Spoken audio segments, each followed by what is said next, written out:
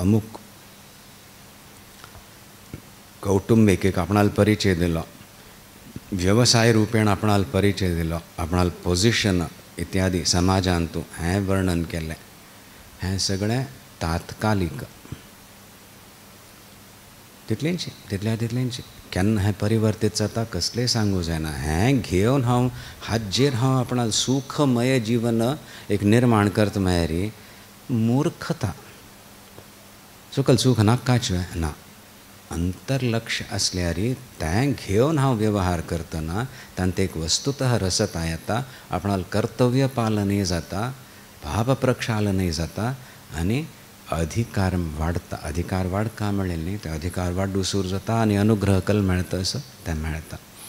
रसता पूर्वक करता हें एक अनुस्यूत जावन सतत जाता असो म्हूण तो अनुभव जावंका. एक पंत आपण अनुष्ठान केलें मागीर सुमार दिवस आनी मागीर परत केलें तशी न्हय. निरंतर मगल अनुष्ठान चलता असो, निरंतर मगल उपासना उपसत्ती चलता असो, व्यवहार करता नाही चलता आनी दोळ चिमिकोन बशिल्ता वेळ आनी दृढ जावन ताजें मात्र ध्यान जाता असो. दोळ उगडल्यार ताजें प्रकटन तांतूं मगल द्वारा कार्य करून घेताच ही शक्ती. तितलीपणी एक निमित्त जावचें पूण अधिकार आसा हें प्रत्येक साधकाक शीघ्र प्राप्त जावंका म्हूण आमी प्रार्थना करता. ती इतली प्रार्थना आमी केल्या पुरो. मागीर तुमगे जिवनांत सुख शांती समृद्धी यश इत्यादी कसलो जाय तें मेळताची आनी मेळ्ळ्यार ताजो पूर्ण लाभ सुद्दां तुमकां घेवचें जाता. आनी तें कनेक्शन बैसनी म्हूण जाल्यार तें येता वता.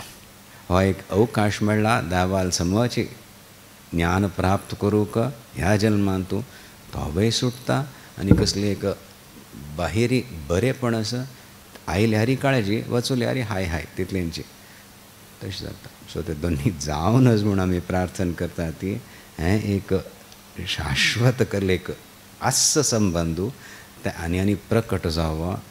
अंतर्मुख जावन तुमी केन्ना उपासन करता ते आनी बहिर्मुख जावन अंतर्लक्ष दवरून केन्ना व्यवहार करता ती प्रचूर मात्रांत मेळ्ळो.